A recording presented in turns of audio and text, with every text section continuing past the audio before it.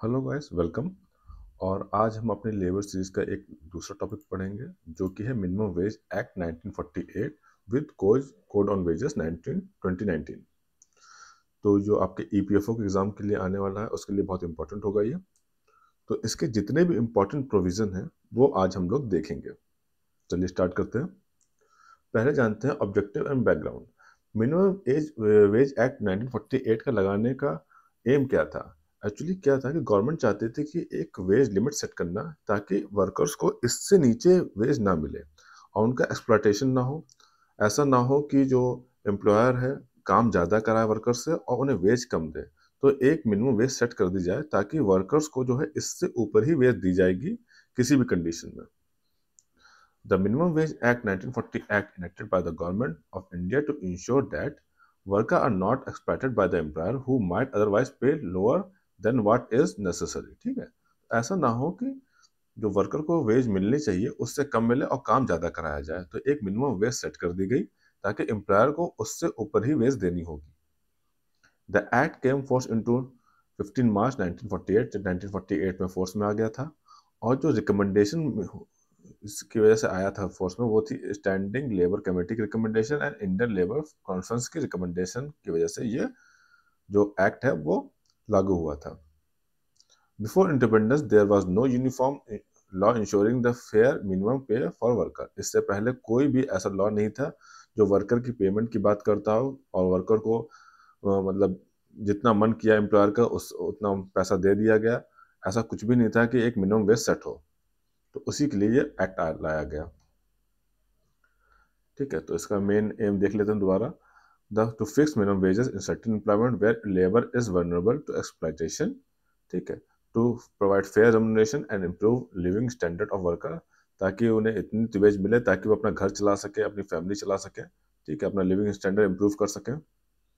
To ensure the social justice economic as provided in directive principle of state policy article 43 to reduce inequality in wages and prevent sweating system। ठीक है, inequality खत्म हो सके। ठीक है, workers में। ठीक है, ऐसा ना हो कि बहुत ही कम वेज मिल रही है। और प्रिवेंट स्वेटिंग सिस्टम, ऐसा ना हो कि उनसे काम ज़्यादा कराया जा रहा है और वेजेस कम दी जा रही है। Employing labour for long hours at low wages. ठीक है, इसलिए इस एक्ट को लाया गया। यही मेन एम है इस एक्ट का। अब कुछ इंपॉर्टेंट डेफिनेशंस देख लेते हैं, जैसे अप्रोप्रिएट गवर्नमेंट। ठीक है, दो तरह की अप्रोप्रिएट गवर्नमेंट है, एक स्टेट गवर्नमेंट, एक सेंट्रल गवर्नमेंट। उसका काम क्या रहेगा? उसका काम रहेगा कि मिनिमम वेज को फिक्स करना, उसे रिवाइज करना। The authority responsible for fixing and revising minimum wages. उसमें एक आती है सेंट्रल गवर्नमेंट। सेंट्रल गवर्नमेंट में जो भी अथॉरिटी सेंट्रल गवर्नमेंट के अंदर आती है, जैसे रेलवे हुआ, माइंस हुआ, ऑयल फील्ड हुई, मेजर पोर्ट्स हुए, तो जो सेंट्रल गवर्नमेंट है वो इन सबको देखेगी और इनकी मिनिमम वेजेस, जो इनमें वर्कर काम कर रहे हैं उनकी मिनिमम वेजेस फिक्स करेगी और रिवाइज करेगी। जो भी स्टेट के अंदर आते हैं उनका काम जो है स्टेट गवर्नमेंट देखेगी, उनकी मिनिमम वेज जो है स्टेट गवर्नमेंट फिक्स करेगी। क्योंकि लेबर लॉ एक कॉन्करेंट सब्जेक्ट है, तो दोनों लोग जो है सेंट्रल और स्टेट दोनों इस पर लॉ बना सकते हैं और मिनिमम वेज फिक्स कर सकते हैं। एम्प्लॉय इस एक्ट के अंदर कैसे कहा जाएगा? ठीक है, एम्प्लॉय कोई भी हो सकता है जो कि स्किल्ड, अनस्किल्ड, मैनुअल या टेक्निकल वर्कर हो। ठीक है, वो स्किल्ड, अनस्किल्ड, मैनुअल, टेक्निकल या क्लरिकल वर्कर हो जो डायरेक्ट काम कर रहा हो या फिर थ्रू कॉन्ट्रैक्टर काम कर रहा हो। ठीक है, whether a term of employment are expert और एम्प्लॉयड इंक्लूडेड आउट वर्कर और वर्कर एम्प्लॉयड थोड़ा कॉन्ट्रैक्टर, या तो वो खुद आके डायरेक्ट एम्प्लॉय के साथ काम कर रहा हो या फिर थोड़ा कॉन्ट्रैक्टर काम कर रहा हो, वो इसमें जो है एम्प्लॉय गिना जाएगा। इसमें कौन नहीं गिना जाएगा एम्प्लॉय? जो मैनेजर और एडमिनिस्ट्रेटिव कैपेसिटी में है, जो या तो मैनेजर में है या एडमिनिस्ट्रेशन में है, उन्हें एम्प्लॉय वर्कर नहीं गिना जाएगा। ठीक है, एम्प्लॉयर कैसे गिना जाएगा? जो भी एम्प्लॉयर जो वर्कर को काम दे रहा है, डायरेक्टली दे रहा है या थ्रू कॉन्ट्रैक्टर दे रहा है। ठीक है, और उसकी रिस्पॉन्सिबिलिटी उन्हें वेज देने की और उन्हें कंट्रोल करने की। Any person who employ worker directly through another person like a contractor and is responsible for supervision, control and payment of wages, उसे एम्प्लॉयर कहा जाएगा। अब शेड्यूल एम्प्लॉयमेंट, इसमें देखिए दो पार्ट है शेड्यूल एम्प्लॉयमेंट के, एक शेड्यूल 1, शेड्यूल 2। इसमें जितने भी एम्प्लॉयमेंट आएंगे उस पर मिनिमम वेज सेट की जाती है, उन्हें शेड्यूल एम्प्लॉयमेंट कहा जाता है। और सेंट्रल गवर्नमेंट और स्टेट गवर्नमेंट बाय नोटिफिकेशन उस शेड्यूल में कितनी भी इंडस्ट्री या फैक्ट्री बढ़ा सकती है या नए एम्प्लॉयमेंट डाल सकती है, नए एम्प्लॉयमेंट घटा सकती है, वो सेंट्रल या स्टेट गवर्नमेंट के ऊपर रहेगा कि कौन कौन से एम्प्लॉयमेंट में मिनिमम वेज सेट होगी और कौन से में नहीं होगी। अब वेजेस की डेफिनेशन देख लेते हैं इस एक्ट के अंदर। इसमें इसकी वेजेस की डेफिनेशन में क्या क्या इंक्लूड होगा। बेसिक पे इंक्लूड होगी, डीए इंक्लूड होगा और एचआर इंक्लूड होगा। तो ये याद रखिएगा कि जो मिनिमम पे की जो डेफिनेशन है उसमें 3 चीज़ें इंक्लूडेड है, बेसिक पे, डियरनल अलाउंस और हाउस रेंट। क्या नहीं इंक्लूड होगा, जैसे हाउस अकोमोडेशन, लाइट, वाटर या फिर इन सब के बिल नहीं इंक्लूड होंगे। ठीक है, employ contribution to provident fund या पेंशन नहीं इंक्लूड होगी, ट्रैवलिंग अलाउंस नहीं इंक्लूड होगा, ग्रेचुटी नहीं इंक्लूड होगी, बोनस नहीं इंक्लूड होगा। तो ये सब जो है इस वेजेस में नहीं इंक्लूड होगा, क्योंकि ये मिनिमम वेज जब भी सेट करेंगे तो इन 3 चीजों को हम लोग देखेंगे, ना कि इन सबको। अब फ्लोर वेज और मिनिमम वेज क्या होती है, तो पहले मिनिमम वेज देख लेते हैं जो इस एक्ट के अंदर आती है। मिनिमम वेज हमें बता चुका हूं कि सेंट्रल गवर्नमेंट फिक्स करती है और इससे नीचे जो है एम्प्लॉयर को पैसा नहीं देना होगा वर्कर को। ठीक है, इससे नीचे पैसा नहीं दे सकता। ये लोएस्ट वेज है जो कि सेंट्रल गवर्नमेंट सेट करती है। The minimum wage rate fixed by the appropriate government और a prevent exploitation of worker, central government या फिर state government. In it represent the lowest wage that must be paid to the worker to meet his basic physical, social and moral need. ठीक है, तो ये lowest wages है जिससे worker का काम चल सके, उसकी फैमिली चल सके, उसकी बेसिक फिजिकल और सोशल नीड जो है पूरी हो सके। अब जो भी मिनिमम वेज फिक्स की जाएगी, ठीक है, उसमें ये भी देखा जाएगा कि क्योंकि देखिए हर डिफरेंट काम के लिए डिफरेंट मिनिमम वेज फिक्स होगी। ठीक है, तो उसमें देखना पड़ेगा कि किस किस काम के लिए कौन से मिनिमम वेज है। तो क्या क्या देखा जाएगा, पहले देखा जाएगा कि कौन कौन सी शेड्यूल एम्प्लॉयमेंट्स हैं जिनके लिए मिनिमम वेज फिक्स करी जा रही है।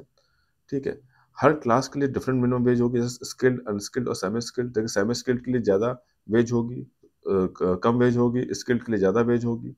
ठीक है, और लोकेलिटी भी देखी जाएगी मिनिमम वेज फिक्स करने से पहले। ठीक है, मान लीजिए कोई शहर है, बम्बई हुआ या दिल्ली हुआ, तो वहाँ पर कॉस्ट ऑफ लिविंग ज़्यादा है, तो वहाँ पर मिनिमम वेज ज़्यादा रहेगी। ठीक है, या फिर गांव हुआ, कोई विलेज एरिया हुआ, वहाँ पर कॉस्ट ऑफ लिविंग कम है, तो वहाँ मिनिमम वेज कम रहेगी। तो जब हर काम के लिए डिफरेंट मिनिमम वेज होगी और वो इन सब चीज़ों को देख के रखी जाएगी। अच्छा, फ्लोर वेजेस क्या है। 2019 का जो कोड आया उसमें ये नया इंट्रोड्यूस किया, ये पहले नहीं था, याद रखिएगा, ये पहले नहीं था, ये 2019 में नया इंट्रोड्यूस किया गया। और फ्लोर वेजेस को सिर्फ सेंट्रल गवर्नमेंट ही फिक्स करती है, स्टेट गवर्नमेंट नहीं फिक्स करती है, ये भी याद रखिएगा। तो होता क्या है कि सेंट्रल गवर्नमेंट एक वेज बनाती है, इसे कहते हैं फ्लोर वेज। और उसका मतलब ये है कि जो भी मिनिमम वेज सेट होगी, जो भी स्टेट है, कोई भी स्टेट इंडिया में जो भी मिनिमम वेज सेट करेगा उसे फ्लोर वेज से तो ऊपर ही होना होगा। ठीक है, तो जो मिनिमम वेज होगी वो हरदम फ्लोर वेज से ज्यादा होगी। तो बनाने का मतलब क्या था इसका, एक्चुअली क्या था कि हर स्टेट में अलग अलग मिनिमम वेज होती है, तो एक यूनिफॉर्मिटी बनी रहे। ऐसा ना हो कि कोई स्टेट बहुत कम मिनिमम वेज दे रहा हो, कोई स्टेट ज्यादा मिनिमम वेज दे रहा है। तो सेंट्रल गवर्नमेंट फ्लोर वेज लेके आए कि ऑल ओवर इंडिया एक फ्लोर वेज चलेगी और जितने भी स्टेट होंगे उन्हें इससे ऊपर ही मिनिमम वेज रखनी होगी। The central government fixed national floor wages taking into account the living standard of worker across the India. State government cannot fix minimum wage below the floor wage. जितनी भी state government है उन्हें minimum wage जो है floor wage से ऊपर ही रखनी होगी। ठीक है, this ensure uniformity and prevent the ways disparity between state, ताकि ऐसा ना हो कि किसी स्टेट में मिनिमम वेज बहुत कम है और किसी स्टेट में मिनिमम वेज बहुत ज़्यादा है। तो ऐसी यूनिफॉर्मिटी ना बनी रहे।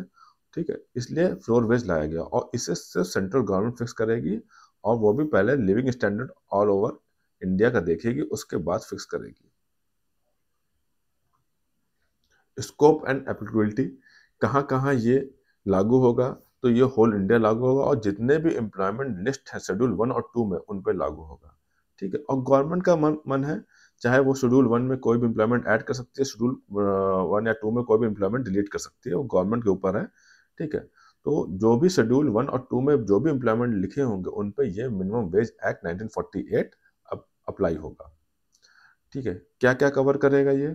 ठीक है, मान लीजिए जो वर्कर डायरेक्ट एम्प्लॉय हुए हैं, मतलब डायरेक्ट एम्प्लॉयर के पास आके काम कर रहे हैं, या कॉन्ट्रैक्टर के थ्रू आए हैं, या कोई या तो वो ऑर्गेनाइज्ड वर्कर में है या फिर अनऑर्गेनाइज्ड सेक्टर में है, दोनों किसी भी सेक्टर में है, ठीक है, तो उन सब पे ये अप्लाई होगा। लेकिन ये कोई जो मैनेजर की पोस्ट पे है या एडमिनिस्ट्रेशन पे है या सुपरवाइजर पे है और एक जो वेजेस काफ़ी ज़्यादा ले रहा है एक प्रिस्क्राइब लिमिट से, उन पे ये अप्लाई नहीं होगा, ठीक है। तो इन 3 जगह पर अप्लाई होगा, एम्प्लॉयर पे जो डायरेक्ट आए हैं, कॉन्ट्रैक्टर थ्रू आए हैं या फिर ऑर्गेनाइज्ड या अनऑर्गेनाइज्ड सेक्टर में, ठीक है। मैनेजर, एडमिनिस्ट्रेटर और सुपरवाइजर पे अप्लाई नहीं होगा ये। Payment of minimum wages, the appropriate government must fix the minimum wage for time work and piece work. जो भी वेजेस फिक्स करी जाएंगे टाइम वर्क या पीस वर्क के हिसाब से फिक्स करी जाएंगे। टाइम वर्क मतलब कि आपको जो है दिन के पर घंटे या मंथ के हिसाब से वेजेस दी जाएंगी कि आपका दिन में काम किया तो पर डे के हिसाब से वेजेस दे दी गई, ठीक है, या फिर घंटे के हिसाब से काम किया तो घंटे के हिसाब से वेजेस दे दी गई या फिर मंथ के हिसाब से दे दी गई, या फिर पर पीस वर्क मतलब आपने 10 पीस बनाया तो उसके हिसाब से 10 पीस का जो भी पेमेंट होगा वो दे दिया जाएगा, ठीक है। तो जितना पीस वर्क होगा पीस के हिसाब से वर्क काम मिलेगा, पर पीस जितना बनाओगे उतना वेज मिलेगी। गवर्नमेंट में fix different rate for different employment reason and class of worker. मैं बता चुका हूँ कि गवर्नमेंट जो है डिफरेंट एम्प्लॉयमेंट के लिए, डिफरेंट रीजन के लिए और डिफरेंट क्लास ऑफ वर्कर के लिए डिफरेंट मिनिमम वेज होगी, ठीक है। सबके लिए एक मिनिमम वेज नहीं होगी, हर क्लास ऑफ वर्कर के लिए, हर रीजन के लिए और हर एम्प्लॉयमेंट के लिए अलग अलग मिनिमम वेज होगी। फिक्सेशन ऑफ मिनिमम वेज, ठीक है। दो मिनिमम वेज में फिक्स्ड फॉर, ठीक है, minimum wage for fixed for time work, ठीक है, टाइम वर्क के लिए अलग होगी, ठीक है। जो टाइम वर्क आवरली, डेली या मंथली बेसिस पे होगा उसके लिए अलग अलग मिनिमम वेज होगी कि अगर घंटे के हिसाब से काम करते हैं तो कितनी मिनिमम वेज होगी, डेली के हिसाब से काम करते हैं तो कितनी मिनिमम वेज होगी, या मंथ के हिसाब से काम करते हैं तो कितनी मिनिमम वेज होगी। पीस वर्क के हिसाब से काम करते हैं मतलब एक पीस बनाने पर आपको 100 रुपये मिलता है या 200 रुपये मिलता है, तो उस हिसाब से मिनिमम वेज फिक्स होगी कि हर पीस बनाने पर आपको कितना रुपये मिलेगा। Guarantee time rate, minimum income guaranteed for piece rate worker. इसका क्या मतलब है, मान लीजिए कि आप पीस रेट पे काम कर रहे हैं, लेकिन कई बार क्या होता है कि किसी मशीन ब्रेक हो गई या रॉ मटेरियल खत्म हो गया तो आपने सिर्फ 3 ही पीस बना पाए या 10 पीस बना पाए, तो ऐसे तो आपको बहुत कम वेज मिलेगी।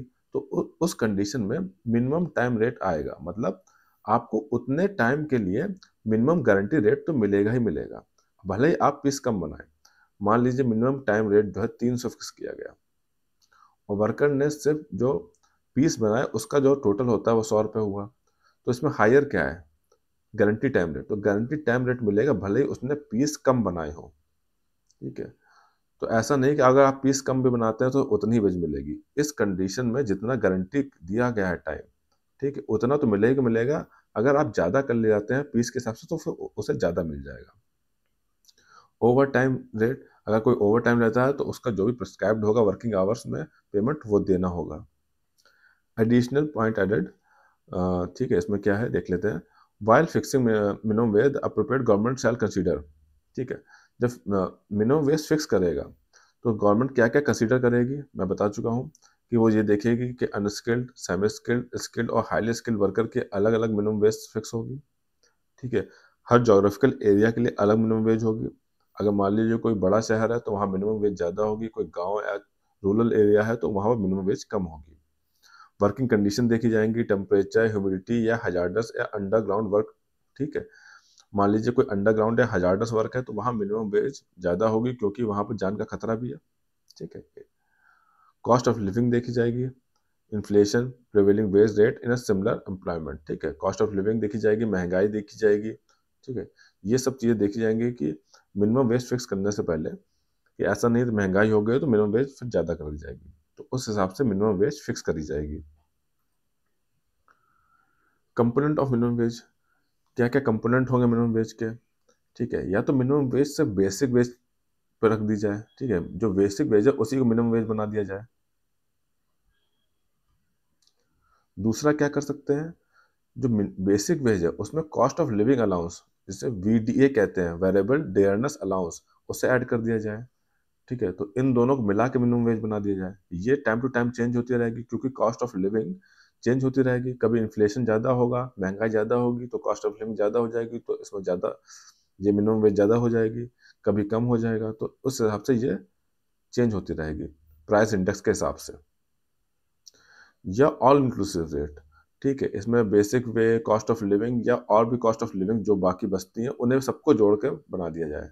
तो ये 3 ऑप्शन रहते हैं, ठीक है, अप्रोप्रिएट गवर्नमेंट के पास, कि या तो फिर सिर्फ जो बेसिक वेज है उसी को मिनिमम वेज बना दें, या बेसिक वेज या ठीक है वीडीए कॉस्ट ऑफ लिविंग भी जोड़ दें, या फिर जो भी और भी कॉस्ट ऑफ लिविंग के पैरामीटर उन्हें भी ऐड कर दें। जो वीडीए होता है, वेरिएबल डियरनल अलाउंस, ये चेंज होता रहता है, ठीक है, कस्टमर प्राइस इंडेक्स के हिसाब से और परचेज, ठीक है। तो कस्टमर प्राइस इंडेक्स के हिसाब से ये वेरिएबल डियरनल अलाउंस चेंज होता रहता है, ठीक है। कितनी महंगाई हुई, ठीक है, कितना सस्ता है, उस हिसाब से इसे चेंज किया जाता है। Procedure for fixing and revising minimum wage, ठीक है, क्या प्रोसीजर है, गवर्नमेंट जो है कैसे फिक्स करेगी और रिवाइज करेगी, ठीक है। तो उसके लिए 2 कमेटी बनती हैं, ठीक है। एक कमेटी मेथड होता है, तो उसमें क्या होता है, एक कमेटी बनती है, एक सब कमेटी बनती है। इन्हें अपॉइंट करा जाता है, ये पूरी स्टडी करते हैं, सर्वे करते हैं, ठीक है, और कॉस्ट ऑफ लिविंग देखते हैं, कितनी महंगाई है, इन्फ्लेशन देखते हैं, तब जाके ये वेज फिक्स करते हैं। और ये कंसल्ट करते हैं एम्प्लॉयर और एम्प्लॉय से भी। एम्प्लॉय से भी पूछते हैं कि कितनी वेज होनी चाहिए, फिर एम्प्लॉयर से पूछते हैं कितना वेज सही रहेगा देना। उस टाइप से ये लोग फिक्स करते हैं मिनिमम वेज, और फिर वही रिकमेंड कर देते हैं किसे, अप्रोप्रिएट गवर्नमेंट को, सेंट्रल गवर्नमेंट या स्टेट गवर्नमेंट को। उसके बाद गवर्नमेंट क्या करती है, गवर्नमेंट उसे नोटिफाई करती है ऑफिशियल गैजेट में, और पब्लिक का जो ऑब्जेक्शन है, ठीक है, पब्लिक को इन्वाइट करती है कि आप अपना सजेशन दीजिए, और उसके बाद उसे फाइनलाइज कर देती है, और उतनी रेट मिनिमम वेज नोटिफाई हो जाती है, ठीक है। अब जो है, ये अप्रोप्रिएट गवर्नमेंट की जिम्मेदारी है कि जो भी मिनिमम वेज वो फिक्स करे, ठीक है, उसे जो है हर 5 साल में रिवाइज करना होगा, क्योंकि हर 5 साल में देखिए महंगाई बढ़ जाएगी, लो कॉस्ट ऑफ लिविंग बढ़ जाएगी, तो इसलिए मिनिमम वेज को हर 5 साल में जो है रिवाइज करना होगा। अब देखते हैं wage of employ working less than normal working day, इसका क्या मतलब है। मान लीजिए कि अगर जो नॉर्मल डे में वर्कर काम करता है, वैसे तो पूरे दिन काम करेगा, मान लीजिए वो किसी दिन कम काम करता है, तो भी उसे वेज पूरी दी जाएगी, अनलेस एंड अनटिल उसने काम अपनी मर्जी से ना छोड़ा हो या अपने पर्सनल रीजन से ना छोड़ा हो। मान लीजिए कोई वर्कर काम कर रहा था, मशीन खत्म हो गई, मशीन खराब हो गई, या रॉ मटेरियल खत्म हो गया, इस वजह से काम रुक जाता है, तो उसे पूरे दिन का पेमेंट मिलेगा, क्योंकि उसकी गलती नहीं थी। और अगर उसने अपने मन से काम छोड़ा है या अपने पर्सनल रीजन की वजह से काम छोड़ा है, तो उसे पूरी वेज नहीं मिलेगी। If the worker work for less than normal working day, he shall still be entitled to wage for a full day, provided the shortfall is not due to his own willingness of work, अपने मन से ना काम छोड़े, या his absence of personal reason, या कोई उसके खुद के पर्सनल रीजन की वजह से काम ना छोड़े। इन दैट कंडीशन उसे जो है पूरी वेज दी जाएगी।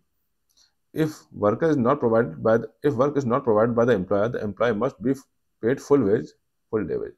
अगर मान लीजिए वर्कर काम पे गया और एम्प्लॉयर के पास, और एम्प्लॉयर ने उसे कोई काम नहीं दिया, वर्कर तो काम पे गया लेकिन एम्प्लॉयर ने उसे कोई काम नहीं दिया, उस कंडीशन में भी एम्प्लॉयर को उसे फुल डे वेज देनी होगी, क्योंकि इसमें वर्कर की गलती नहीं है।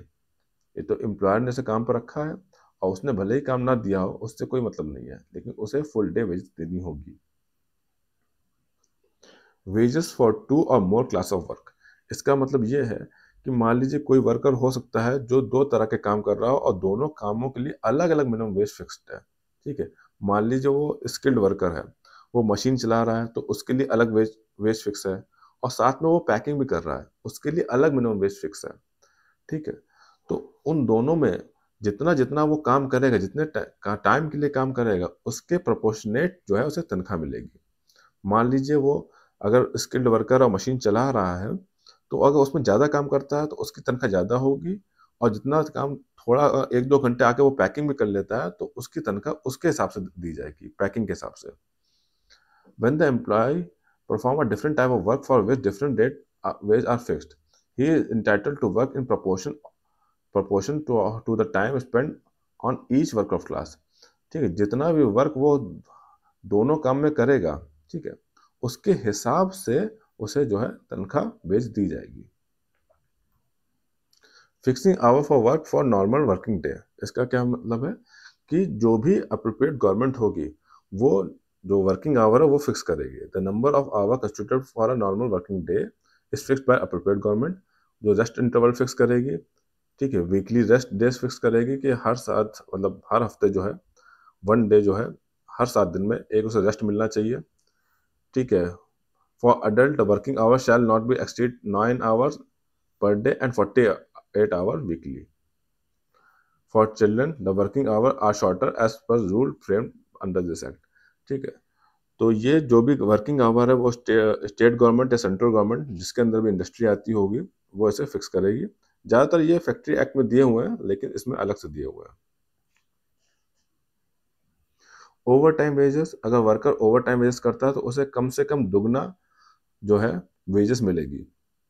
The rate of over time shall not be less than twice the ordinary wage rate of wages, मतलब अगर 200 उसकी तनख्वाह है तो उसे 400 से कम तो नहीं मिलेगा, भले ही 400 से ज़्यादा मिले, लेकिन अगर ओवर टाइम करा एम्प्लॉयर अपने वर्कर से करा रहा है तो उसकी उसे दुगनी तनख्वाह देनी होगी।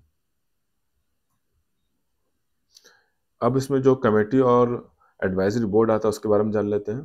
ठीक है, कमेटी का काम और सब कमेटी का मैं बता चुका हूँ कि इसका काम होता है गवर्नमेंट को एडवाइस करना, किस काम के लिए, वेज फिक्सेशन के लिए और रिवीजन के लिए। ठीक है, कितनी वेज फिक्स करी जाएगी और कितना रिवाइज करना होगा वेज को। ठीक है, इसमें कौन कौन होता है इस कमेटी में? इसमें एम्प्लॉयर होंगे, एम्प्लॉय होंगे और इंडिपेंडेंट मेंबर होंगे, और उन्हीं इंडिपेंडेंट मेंबर्स में से एक चेयरमैन चुना जाएगा। एडवाइजरी बोर्ड का क्या काम है? एडवाइजरी बोर्ड का भी यही काम है जो इसके साथ कमेटी और सब कमेटी के साथ मिलकर कोऑर्डिनेट करना। ठीक है, इसमें क्या कौन कौन होंगे? एम्प्लॉयर होगा, एम्प्लॉय होगा इस कमेटी में, इस एडवाइजरी बोर्ड में, और इंडिपेंडेंट मेंबर होगा, और उसी में से एक चेयरमैन चुना जाएगा। ठीक है, तो coordinate the work for committee and sub committee. ठीक है, कमेटी और सब कमेटी है उनके साथ मिलकर काम करना। तो advice the government generally in the matter of fixing and revising minimum wage. ठीक है, अब क्या क्या पेनल्टीज लग सकती हैं, ठीक है, वो देख लेते हैं।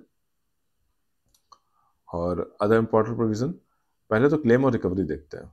क्लेम और रिकवरी, मान लीजिए कोई वर्कर जो है वो अपने जो मिनिमम वेज है वो नहीं पा रहा है अपने एम्प्लॉयर से, ठीक है, तो वो क्या कर सकता है वर्कर? वो जाके लेबर कमिश्नर या फिर लेबर कोर्ट में जाके अपील कर सकता है, क्लेम कर फाइल कर सकता है, और उस कंडीशन में अथॉरिटी जो है एम्प्लॉयर के ऊपर 10 गुना तक का कंपनसेशन लगा सकती है। ठीक है, अप टू 10 टाइम्स शॉर्टफॉल। ठीक है, जितना भी अमाउंट उसने नहीं दिया उसका 10 गुना तक का कंपनसेशन एम्प्लॉयर के ऊपर लगा सकती है। सेक्शन 19 के अंदर दिया गया है मेंटेनेंस ऑफ रजिस्टर, कि एम्प्लॉयर की जिम्मेदारी होगी कि वो सारा एम्प्लॉय का उसका जो उसने काम किया उसने उसे वेजेस दिया और ओवर टाइम जो भी हुआ है उसका जो है रजिस्टर मेंटेन करे। पेनल्टीज क्या है इसके अंदर? ठीक है, अगर मान लीजिए मिनिमम वेज से कम देता है तो 6 महीने की जेल या 500 रुपये जुर्माना, या फिर दोनों। और मान लीजिए नॉन मेंटेनेंस ऑफ रिकॉर्ड नहीं मेंटेन करता है तो 500 रुपये जुर्माना। एजम्पशन सेक्शन 26 में दिया है। इसका यह मतलब है कि कोई भी अप्रोप्रिएट गवर्नमेंट, सेंट्रल या फिर स्टेट गवर्नमेंट किसी भी एम्प्लॉयमेंट को, ठीक है, और क्लास ऑफ एम्प्लॉयमेंट को, ठीक है, किसी भी एम्प्लॉय को या फिर कोई एम्प्लॉयमेंट हो या फिर क्लास ऑफ एम्प्लॉयमेंट हो या फिर किसी इंडस्ट्री को इससे इस एक्ट से एजम्प्ट कर सकती है। वो उसी अप्रोप्रिएट गवर्नमेंट के ऊपर डिपेंड करता है। ठीक है, ये देखते हैं एक्ट ओवरराइड अदर लॉ। इसका क्या मतलब है? मान लीजिए किसी लेबर या वर्कर ने कॉन्ट्रैक्ट कर लिया, एग्रीमेंट कर लिया, किसके साथ?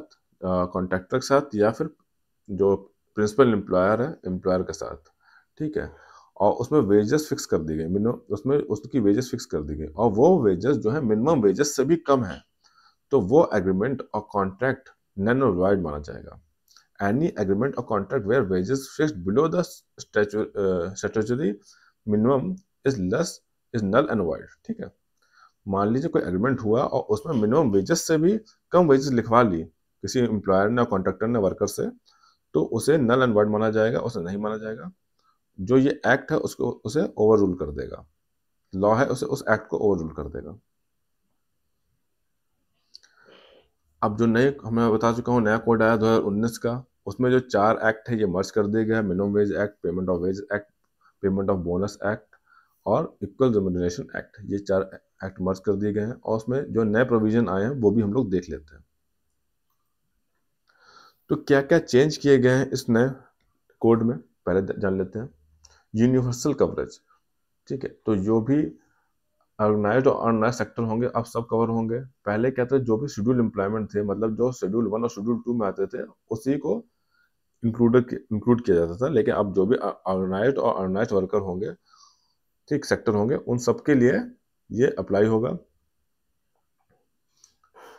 फ्लोर वेजेस इंट्रोड्यूस किया गया। फ्लोर वेजेस मैं बता चुका हूँ कि सेंट्रल गवर्नमेंट जो है वो एक मिनिमम फ्लोर वेज सेट कर देगी, और जितनी भी स्टेट गवर्नमेंट है उसको मिनिमम वेज उन्हीं फ्लोर वेज से ऊपर ही रखना होगा। ठीक है, ठीक है, जो स्टेट गवर्नमेंट है उस फ्लोर वेज से नीचे मिनिमम वेज नहीं रख सकती।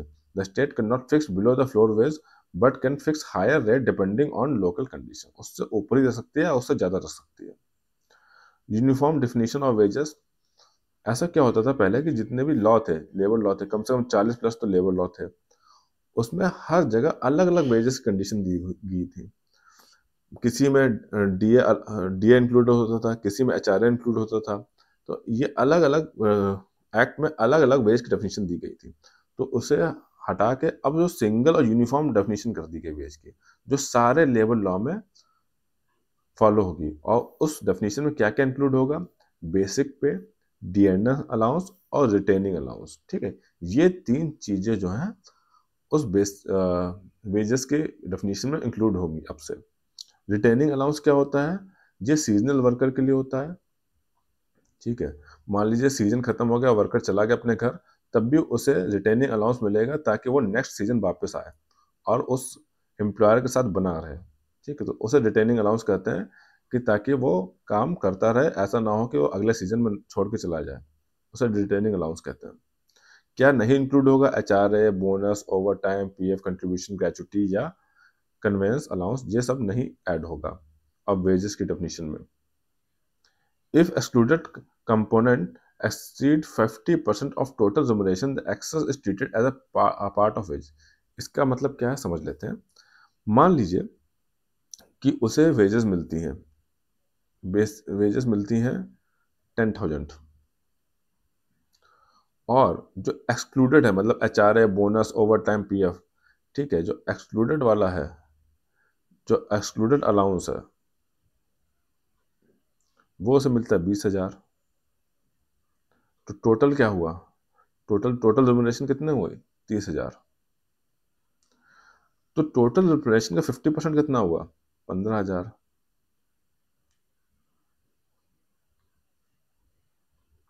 ठीक है, तो 15 टोटल रिम्यूनरेशन 15,000। तो 15,000 से 5,000 ज्यादा है, यही लिखा है द एक्सक्लूडेड कंपोनेंट। जो एक्सक्लूडेड कंपोनेंट ये है, देखिए, ठीक है, ये 20,000 है, और टोटल रिम्यूनरेशन का जो 30,000 है उसका हाफ 15,000 है। तो टोटल जो एक्सक्लूडेड कंपोनेंट है 20,000 15,000 से 5,000 ज्यादा है। और अगर वो 5,000 ज्यादा होगा, जो एक्सक्लूडेड कंपोनेंट है वो टोटल रिम्यूनरेशन के 50% से जितना भी ज्यादा होगा उसे वेज में काउंट किया जाएगा। मतलब अब ये जो 5,000 एक्स्ट्रा है इसे वेज में काउंट किया जाएगा। तो टोटल वेज जो गिनी जाएगी अब, वो 10,000 नहीं 15,000 गिनी जाएगी।